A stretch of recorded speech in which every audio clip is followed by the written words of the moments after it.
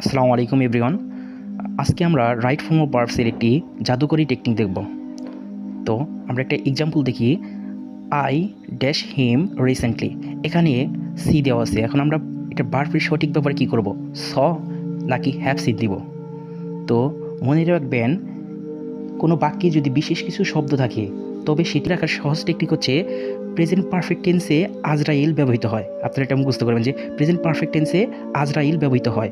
তো আজরাইলের এতে কি হয়, এতে হয় অলরেডি, যেতে হচ্ছে জাস্ট, আর যেতে কি জাস্ট নাও, আরতে রিসেন্টলি, ওয়াইতে অ্যাট, এলতে লেটলি, ইতে এবার।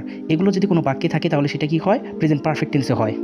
পারফেক্ট টেন্সের স্ট্রাকচার কি, subject plus have has plus মূল ভার্বের past participle form plus extension.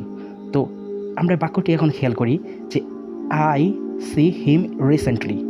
তো এখানে কি আছে, রিসেন্টলি। এই যে আজরাইলের আর আছে না, আরতে কি হয়, আরতে কি রিসেন্টলি, আরতে কোন এটা কোন টেন্সে হবে, প্রেজেন্ট পারফেক্ট টেন্স হবে। আর প্রেজেন্ট পারফেক্টের স্ট্রাকচার তো আমরা বললামই, কি হয়, হ্যাভ হ্যাজ প্লাস ভার্বের বি3।